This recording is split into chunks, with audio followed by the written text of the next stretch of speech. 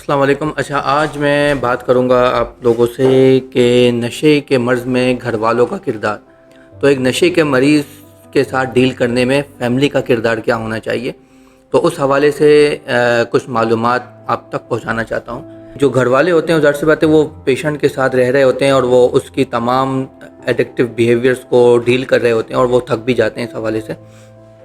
تو ان کے لیے جو سب سے پہلی چیز یہ ہے کہ انہیں سب سے پہلے اپنے رویوں کی نشاندہی ہونی چاہیے کہ وہ کون سے ایسے رویے ہیں جو مریض کو انیبل کر رہے ہیں۔ انیبل کا مطلب یہ ہے کہ مریض ان رویوں سے فائدہ اٹھا کر نشوں کی طرف جا رہا ہوتا ہے، ٹھیک ہے۔ تو سب سے پہلے تو فیملی والوں کو اس حوالے سے اپنے اوپر کام کرنا کی ضرورت ہوتی ہے کہ وہ ان رویوں کو نوٹ کریں کہ جن کے ذریعے سے پیشنٹ جو ہوتا ہے وہ نشوں کی طرف بڑھ رہا ہوتا ہے۔ وہ انیبلنگ بیہیویئرز ہوتے ہیں۔ وہ آپ کس طرح سے جان سکتے ہو انیبلنگ بیہیویئرز کو؟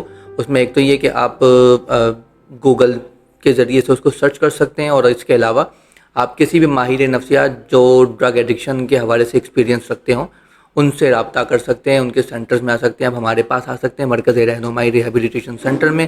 ہم آپ کو آگاہی دیں گے کہ آپ کے وہ رویے جن کے ذریعے سے ایک پیشنٹ آپ سے فائدہ اٹھا کر نشوں کی طرف بڑھ رہا ہوتا ہے، اور فیملی یہ سمجھ رہی ہوتی ہے کہ ہم تو سب کچھ کر رہے ہیں لیکن اس کے باوجود بھی مریض نشوں کی طرف ہی بڑھ رہا ہے، وہ ہماری ایک بات بھی نہیں مان رہا۔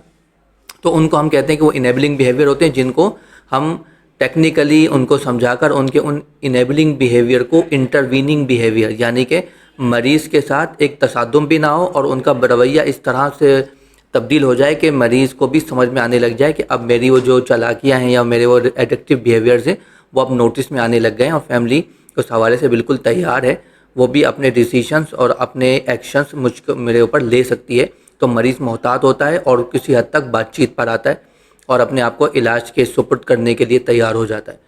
تو یہ کچھ رویے ہوتے ہیں جو معلوماتی بھی ہوتے ہیں۔ آپ اس کے حوالے سے ہم سے رابطہ کر سکتے ہیں، ہمارے پاس آئیں، ہم آپ کو اس حوالے سے مکمل آگاہی دیں گے تاکہ آپ اپنے مریض کو بہتر طور پر ڈیل کر سکیں اور اسے بحالی کے پہلے قدم کی طرف لا سکیں۔ شکریہ۔